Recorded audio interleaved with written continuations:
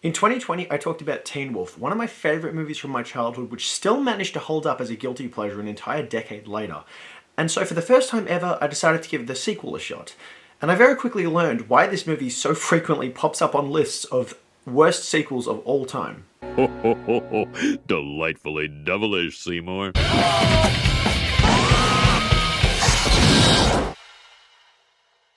Yes, everybody, welcome back to Delightfully Devilish, the show where we discuss films that all at once meet the criteria of being the good, the bad, and the ugly. I'm your host, Jukebox Harry, and today I'm going to be talking about the follow-up to a childhood favourite of mine. Teen Wolf 2 is a 1987 teen fantasy comedy film directed by a guy who has no Wikipedia page, and was also the debut of notorious comedic actor Jason Bateman, whose extensive filmography is so big that now this has just become a misdemeanor of his. Well, I don't know what I expected. I watched Teen Wolf many times during my childhood, but I never got around to seeing Teen Wolf 2 until I was an adult. And I'm really glad, because it took being an adult and being able to fully understand why I love the original movie to perfectly put into words why I find so many things wrong with this goddamn sequel. Can you blow that up a little? Enhance. Enhance. Enhance. Stop, that's it. Oh, I see. Then everything is wrapped up in a neat little package. Teen Wolf 2 starts with opening credits featuring a man named Paul Sand. I can only imagine Anakin Skywalker refuses to watch this film. I don't like sand. We start by meeting Dean Dunn, the proclaimed Dean of Men. And not just the men, but the women. And the children, too. So the intro credits aren't even over, and I've already stuck 2 Attack of the Clone references in there. Goddamn. He honestly doesn't seem to like you, Finstock. Finstock? Hang on. Have they recast the coach from the original Teen Wolf? The regional boxing finals are in 3 months. I promised the alumni I'd give them a winning boxing team, and all you've given me is this Todd Howard. The only thing he ever did on an athletic field was to play in the school band. Oh, yeah, that's the kid. I know him. His cousin Scott played basketball for me down at Beacontown High. Okay, so this is meant to be the same coach Finstock. Lame. Jay Tarsus was perfect in that role. If you can't get him back, why don't you just come up with a new character? I gave that kid a full scholarship based on your recommendation. You gave him a sports scholarship without even actually checking his records or his identity. Hello, Dean. You're a stupid head. Meet Todd Howard, the protagonist, played by an 18-year-old Jason Bateman. Michael J. Fox was in his 20s when they shot Teen Wolf, so that means that Michael J. Fox was older playing a high school student than Jason Bateman was when he played a college freshman. And James Hampton returns as Scott's father from Teen Wolf. He actually passed away not too long ago. Rest in peace, James Hampton. Watch out!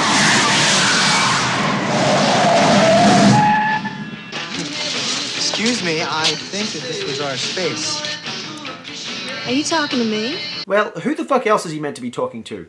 Tell me, does your license plate say knockout because you've taken 1 too many hits to the head and now you've suffered a concussion which makes you unable to tell when someone's talking to you at point-blank range? No, but I'd like to. Maybe give you a call. What part of that comment made you think that the proper course of action was to hit on her?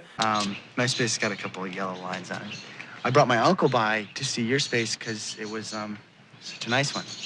And now since you're in your space, you can go get in ours. You know, I do have to give Jason Bateman credit. He is trying in this film. He does bring his signature brand of deadpan humor to the role, and it's his first leading role. It's just really a shame that it had to be this one. They seem like nice kids. Wrong. Oh, I know you. Styles. We're roommates. And this right here is probably the biggest fuck you to fans of the original Teen Wolf. They recast one of the absolute best parts of the original film.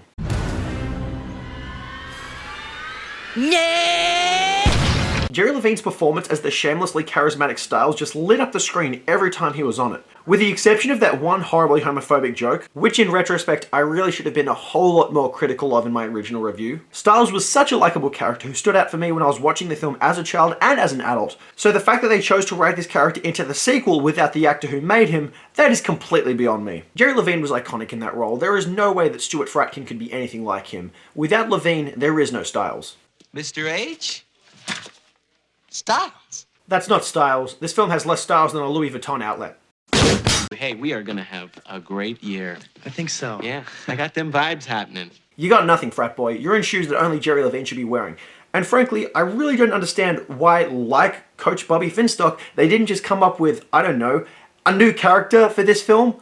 I mean, They probably thought they were doing a fan service by writing the characters from the original film into this one, but the moment you realize that you can't bring the original actors over, just change the name. It's a very simple task, because this isn't fan service. By recasting them with subpar performers, you're just really insulting the fans who came to adore the original film.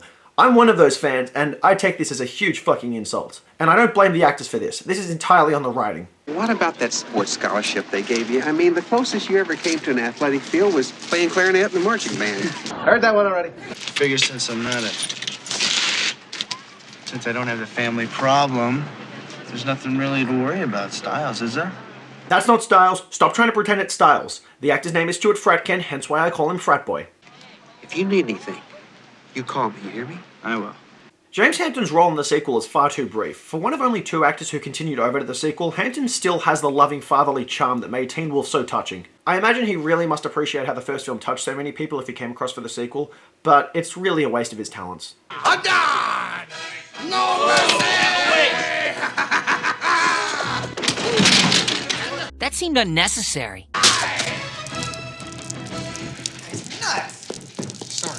You really want to make destroying someone's groceries your first introduction to them? I think it's a little much. This character in question is Chubby, the only other returning actor. Chocolate milk. Funny fat guy. Chub played basketball at Beacon Town, Todd. Oh, yeah? You know my cousin, Scott. We just love the Howard family. Can we please stop referencing Michael J. Fox's character? If you want this sequel to stand on its own 2 feet, maybe don't live so deep in the shadows of the original. It was one of the key mistakes in Independence Day Resurgence, the fact that they kept referring back to Will Smith's character. Oh, your classes. I registered for you. What? Styles, I've already pre-registered. I know, I saw what you picked. I made the necessary changes. Trust me. Why did you think that doing that to someone you've never even interacted with would make them like you? You know, the real Styles, he never would have done that. Girls volleyball. Good class. Candle making. French for chefs. Oh, c'est très magnifique. I took it twice. I'm taking it again. I'm more than just the same joke over and over. You're thinking of Chubby. Moo. That boy's got werewolf written all over him. Except that he hasn't exhibited a single sign of being a werewolf just yet. So that was a fucking lie. Yeah, what do you want? A college admin who's not a complete prick. Though, to its credit, this is a very accurate reflection of how college or university administration works, and I know that because I've been to Swinburne University, and after my 3rd year there, I have nothing but absolute contempt for university administration staff for their disregard towards students.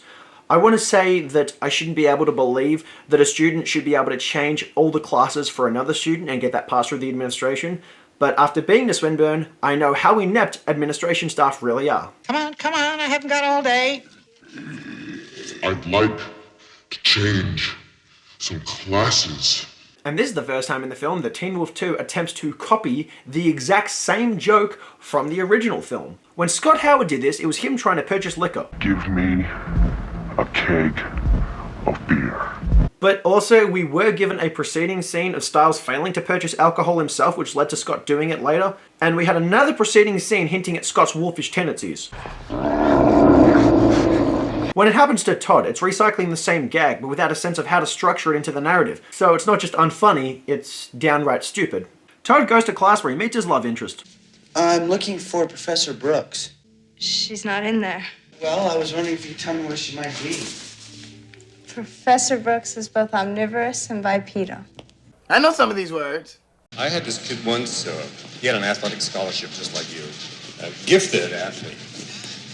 But he had this crazy dream about wanting to become a chiropractor. But he had to work all night as a short order cook at his diner because he was supporting his sister, and she had 3 kids. I don't know who this is, but this sure as hell ain't Coach Bobby Finstock. And again, here we are trying to replicate another gag from the original Teen Wolf. Only difference is that when the real Finstock delivered his inane speech about a struggling student, he did it with such deadpan sincerity that it was hilarious. This guy is just awkward. He tries to make the joke about him stumbling over his own words, but he becomes an inaudible, bumbling nuisance. His name was Philip. No, wait. That's what his name. Okay, no, but that sort of does. Anyway, his name was George. And her 3 kids were really nice, but one of them had 2 thumbs on his right hand. Did he become a chiropractor? Not with two thumbs in his right hand, he didn't. And you know what I said about this film referencing the original, like, Independence Day resurgence? Well, here is a photo reminder of the first film. I'm not Scott. I can't do what Scott did. I'm not like him. It's really amazing that the writers couldn't even actually listen closely when they wrote that line. So far in Teen Wolf 2, it seems like a key part of the story is Todd constantly living in his cousin's shadow because everyone keeps expecting him to wolf out. And similarly, this film lives so deep in the shadow of the preceding Teen Wolf. But the only difference is, this film doesn't want to come out from under that shadow. It wants to try and milk it. Just show up for practice this Thursday, okay? Practice? Practice for what? Boxing. You know, in Teen Wolf, Scott actually wanted to be on the basketball team. He wanted to be good at it. And so when he went through the entire process of becoming the Wolf and then learning to play well of his own volition, it meant he actually accomplished something he wanted to. So since Todd is just being forced to box when it's not something he actually wants to do, his inevitable victory, it really isn't going to mean shit. Also, Michael Zorek makes a small appearance in this film. You may recognize him as one of the male leads from the 1983 sex comedy Private School for Girls. That film is nothing to boast about, but it has some of the best nudity I've ever seen in a film, so yeah. If this is some kind of joke, you'll notice I'm not laughing. You're not alone, Dean. You are not alone. Hey, I had dibs on this. What do you want with it anyways? It's probably over your head. Over my head? Over any jock's head. And what part of the nerdy scientific exchange that you two shared earlier gave you the slightest inclination to think that he might be a jock? I got a roommate that sunbathes with a 40-watt light bulb. Some fat kid eating me out of house and home. I got Dean Dudd's dog trying to bite my leg off. And you want the only book that I want in this entire library? That dog was very clearly not trying to harm you in any capacity. You okay? Now? Listen, Nikki. I was wondering if, well, would you like to, I'd love to. You would? Sure. Great. I actually struggled to understand what they were saying in this scene, and I had to rewind it. Why you would have such a loud water fountain muting the audio in this scene, that is just beyond me. Later that night at a social event, Todd is pulled away from his date to forcibly dance with a college bitch. Dance with Todd. Dean Dunn. Do it. Do it. How's your boyfriend? I may have to dance with you, but I don't have to talk to you. Ladies, shut up! While dancing with her, Todd starts to experience the transformation. He pushes Chubby out of the way, who very, very voluntarily walks into someone else, sending off a chain reaction that leads to this.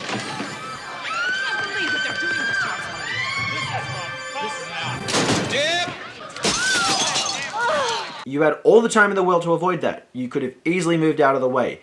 Nothing was stopping you. And no one's laughing. Miss Goldfluss, you have an explanation for this? Out of the two of you, I don't know who I dislike more. All you gotta do is be the wolf, Todd. I'll take care of the rest. Yeah, the last time you took care of something, you ended up fucking up all his classes and forced him to deal with a Swinburne University level of administrative bullshit. You really can't be trusted, frat boy. Later in class, a whole group of students make a coordinated effort to give fleas to Todd. And nobody avoids participating in the pranks. Everybody goes out of their way to actively ensure he gets fleas. Do you not know what happens to white males in American educational institutions who get pushed around one too many times? Well, I know this film does in fact predate the events of April 20th, 1999, but, well, I guess in due time you're gonna learn lessons, people. Your disruptive behavior at yesterday's reception warrants my personal attention, don't you think? Oh, so after you forced him to dance with the rudest person on campus, his completely involuntary physical reaction, that was an inconvenience on you, Dean. Oh, I hate that lousy Dean. I don't like practical jokes. Are you the director of this movie? I am not a funny man. Did you write the script for this movie? Frankly, I fail to see the humor in dressing up in a dog costume and trying to frighten our alumni. Dress in a dog costume. Okay. A. Nobody saw him put a costume on. He was right within everyone's line of sight the entire time. 2. In the universe of this film, we know that werewolves exist. 3. We know that werewolves look exactly like that. And 4. We know that werewolves run in the Howard family because Stott Howard has developed a degree of infamy for his behavior. And that's the entire reason that Todd Howard is at this college. And you want to say he put on a dog costume. What What the hell is wrong with you? The first fight is coming up. So far, I'm unimpressed. Join the club. You'd better not fail me. Because if you do, I'll call every dean at every school. Well, all of them. And you'll never go to college. Anywhere. Ever. Then we get a continuous series of jokes about how Todd is supposedly a dog. Bow wow wow, yippee yo, yippee yay. Again, we know the werewolves exist in the universe of this film. Everyone is 100% expecting Todd to actually werewolf out at some point, but we just keep on getting a bunch of lame dog jokes. They didn't make a single dog joke in the original film because I feel like there was more sense when they put that movie together. After getting bullied in class, Todd shares a kiss with his romantic interest, and then we're in a boxing match where Swinburne is getting pummeled. The college in this film is obviously a very awful educational institution, so I'm going to keep on calling it Swinburne for what I hope is obvious reasons. Okay, you're up next, big guy. After Chubby experiences a slapstick victory against a less heavy opponent, Todd gets thrown into the ring. Did someone yell timber? After getting knocked down, he comes back in wolf form, turning things around. Doggy dogs in the motherfucking house. Bow wow wow, yippee yo, yippee yay. To its credit, these scenes are choreographed and shot decently enough. They still have an inherently better understanding on how to shoot boxing scenes than a movie like Undisputed, but then again, that film set a pretty low bar for that. Have no fear, Styles is here. No, he's not, frat boy. To celebrate this victory, we get a big musical number. And this scene emphasizes a huge problem with Teen Wolf 2. With the first Teen Wolf, it came out after a wave of successful werewolf movies like An American Werewolf in London or The Howling. So, to go from seeing that to seeing Teen Wolf, a movie where a werewolf plays basketball for a high school team or does a handstand on a moving van, it was very unconventional at the time. For its time, Teen Wolf was innovative in making such a lighthearted comedy movie out of a traditionally horror movie concept. So, for this sequel, they would have to go in a completely new direction for it to actually be innovative. But that's not the way it happened. Nope, Teen Wolf 2 decided to be the exact same thing, relying entirely on the same gimmick of seeing a werewolf in a game of popularity with a school. But lightning never strikes the same place twice, and of course this is no exception. Also, this whole extended dance sequence just drags on forever. After a slow motion scene of Todd catching a frisbee in his mouth to heavy synth music, we get a less impressive look at boxing as we're treated to a montage of Todd training and winning fights with a repetitive cycle of the same punches and falls over and over again. I know the original Teen Wolf had a few music moments itself, but this is 3 back-to-back music video sequences. Even by this film's standards, that is lazy. They even bury music over this scene when Frat Boy is meant to be talking.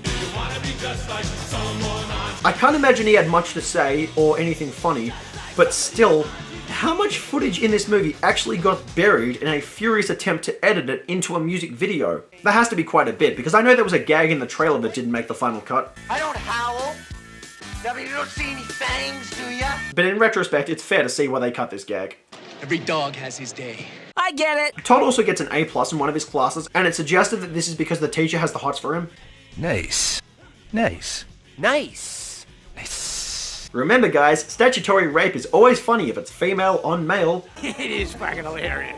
And if you thought that those 3 back-to-back music videos went on for too long, well, guess what? Here comes another music video, a 4th one. 4.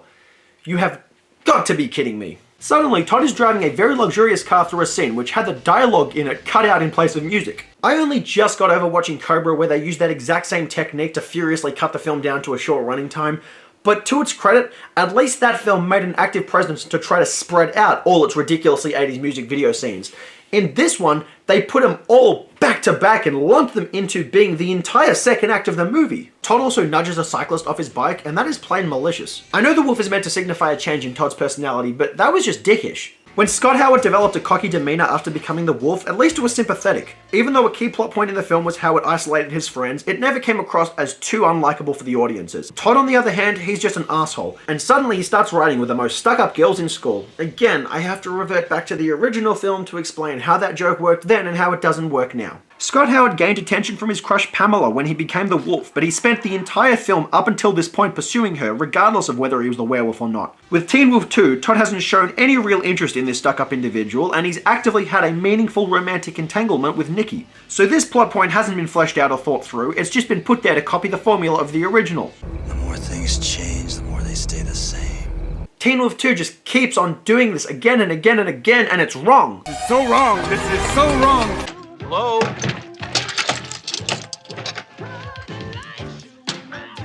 Emily. Styles. Yeah. Go away. What? mind, do you, buddy? Lisa?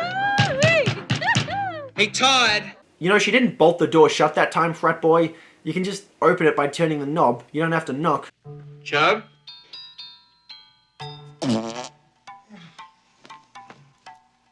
Chubby has so few lines in this film, and they're pretty much all fat jokes and fart jokes.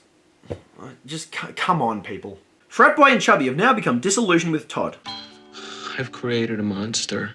Cause nobody wants to see Marshall no more. They want shady, unchopped liver. So, we have to pretend that this is the same guy who in the first Teen Wolf encouraged the negative egotistical behavior of Scott Howard and saw him turn into an egotistical wolf. He is now surprised that when he, get this, encouraged the egotistical behavior of the werewolf in Todd Howard, Todd has gone on to behave quite a lot like his cousin. He is surprised that encouraging that negative behavior has once again created what he called a monster. You know how this inconsistency could have been completely avoided? If the character wasn't named Styles, if you gave him a new name, then he would be a new character who had never done this before, and thus, him being surprised at what he had created wouldn't seem so fucking ridiculous. They don't like you, only the wolf. Just because everything's going great for me doesn't give you the right to go off and start judging it. That counts as assault, and that was not justified, but given this film's view on gender roles when it comes to the concept of statutory rape, well, this is kind of consistent. It's just wrong.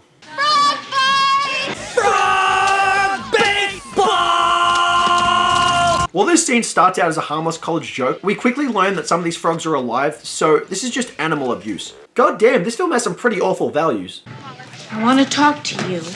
Oh, is this where statutory rape and bestiality all collide in this film's version of My First Sex Teacher? Todd's faculty advisor actually just tells Todd not to lose sight of himself, which he rebuffs. Then he meets up with his former love interest. You know, I never thought I'd say it, but I miss the old Todd.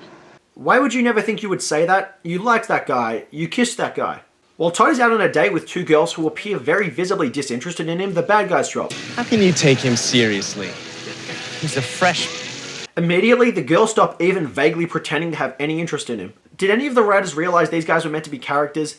They've barely said any lines in the film. They've had no scenes with Todd to establish any kind of chemistry.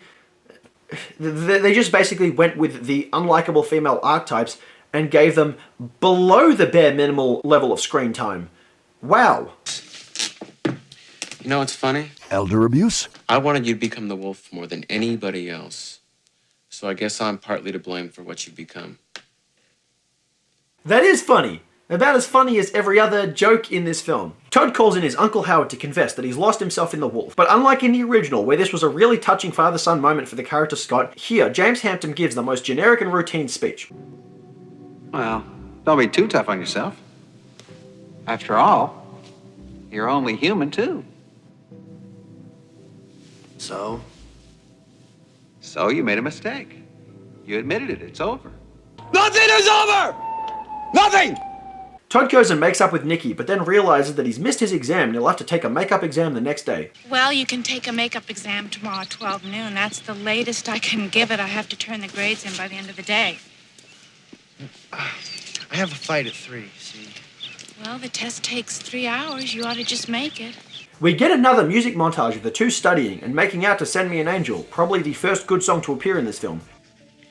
Well, it looks like he did well enough to pass the course. Yeah, I definitely believe you were able to grade him that fast. He passes the test and then runs over to compete in his boxing match. Where's the wolf? What are you doing? You gotta go fight in the 145-pound class now!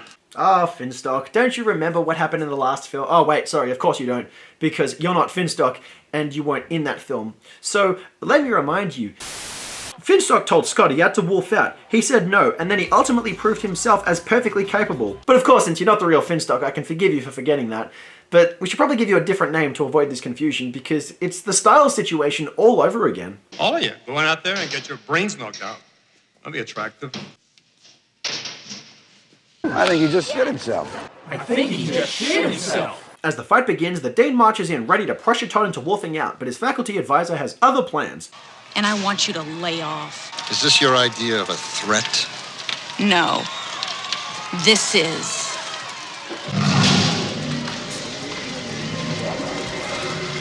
Didn't see that coming.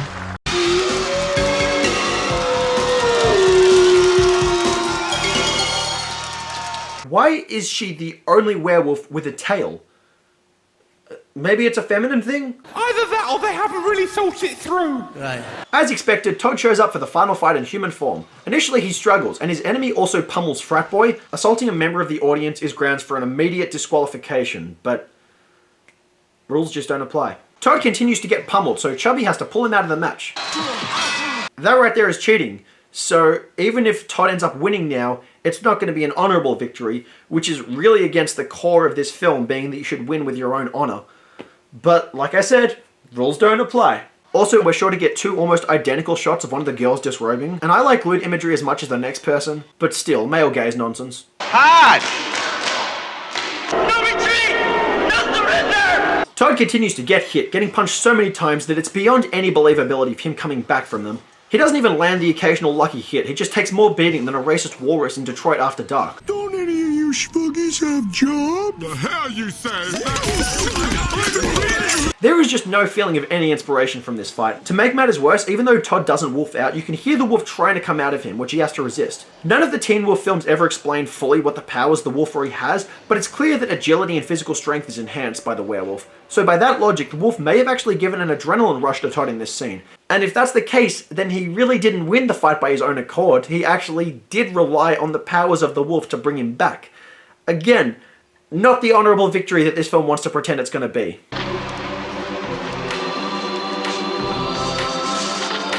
Nick Minute.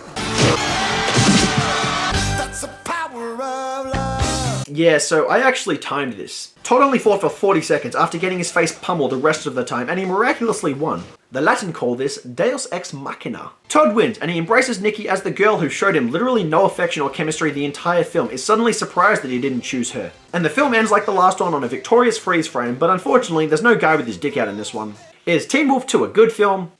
Nope. The first time I watched Teen Wolf 2, I cringed ridiculously hard the entire time watching it. The fact that it tried to replicate the success of the first film by copying all the gags, the entire plot, the same concept, yet none of the originality, wit, or charm that actually made it a success, it really created a lot of frustration in me.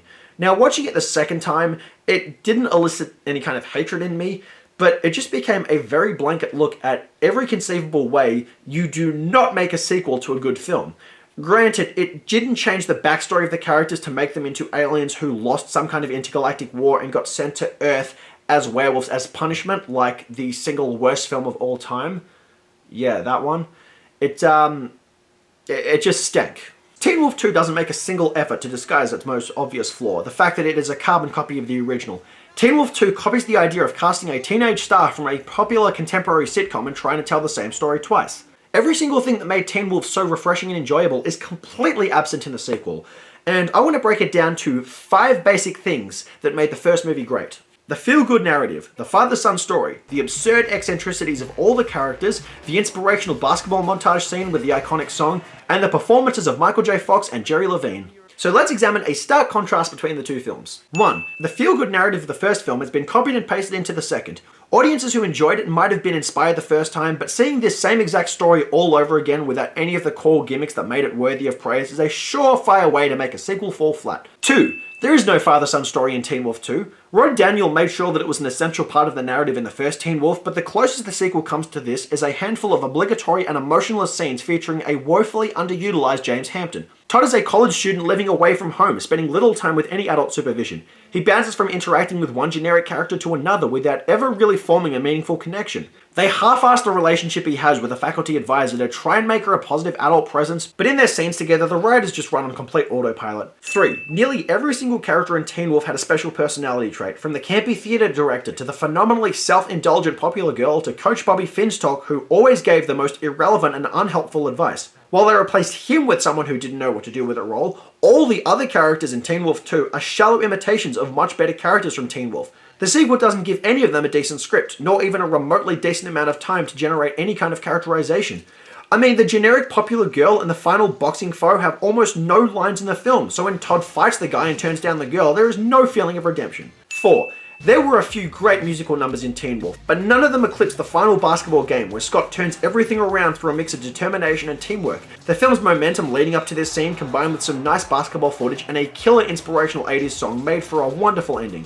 Teen Wolf 2, on the other hand, actually used 4 back-to-back music videos at one point, replacing the narrative instead of complementing it. And this film's version of the Turn It All Around montage was a generic 80s studying for the finals montage which had no hype preceding it and was not interesting to look at. Then there's the final boxing match where Todd makes a victory that strains credibility even in a film about a college werewolf. 5. Michael J. Fox has an iconic lovable awkwardness, and Jerry Levine was so shamelessly charismatic, so these were 2 perfectly cast actors in Teen Wolf. Jason Bateman is undoubtedly a talented comedian with an iconic deadpan style of delivery, and he does try his best with Teen Wolf 2, but no actor or comedian could rescue this film from its deeply mediocre script. Todd is a boring character, the version of Scott you get if you order him off Wish. And as for Styles, there is no Styles without Jerry Levine. That's just a fact. Levine made the role iconic with his explosive charm and charisma, and if you took the name of Styles off Stuart Fradkin's character, then it wouldn't be such a fuck you to fans of the original. But he's wearing shoes that just don't fit him. Fradkin's energy is fine, but like every other character in the film, he's a one-dimensional background figure with no substance or reason why audiences should care about him. He's no Styles, he's not really anything, and that's no fault of his own. He tries his hardest. These are the 5 core reasons that the film fails as a sequel, but on top of all that, the movie doesn't try anything new. Now, a sequel can copy the exact same formula as the original if it brings in new jokes and the same kind of things that made the first one charming, like American Pie 2, or it can take the concept in an entirely new direction, like Evil Dead 2 or Maniac Cop 2. But Teen Wolf 2, it doesn't try anything new. It tries everything that's been tried and tested, but doesn't realize why it tested successfully. Teen Wolf 2 takes the route of The Crow, City of Angels, and does everything to replicate the predecessor, and according to Stuart Fradkin, the original cut had more originality and jokes in it. So it seems like this film really did suffer the same fate as the Crow sequel. Now, granted, no amount of editing could have disguised the fact that the script in this film was completely shit, but still, maybe there is something more to Teen Wolf 2 that we didn't see. As a final note, there was the intention of making a third Teen Wolf film, this time featuring Alyssa Milano, and that could have taken the franchise in a new direction. We could have seen the exact same allegories for growing up, coming of age, and dealing with puberty dealt with from the perspective of a female character undergoing the transformation into a werewolf. But unfortunately, Teen Wolf 2 failed so hard that all plans for a third movie were scrapped, and honestly, that's for the best. Teen Wolf 2 gets 1 fighting animal out of 10 by trying to replicate the story from the first film, but none of the wit, charm, or originality that actually made it fresh. This quasi-remake sequel falls completely flat from the get-go. And that does it for today's episode of Delightfully Devilish, you guys. If there are any movies you want to see me discuss on the show, please leave them in the comment section below. If you want to see more episodes of this show, please hit that subscribe button. Otherwise, till next time, I've been your host, Jukebox Harry. Peace.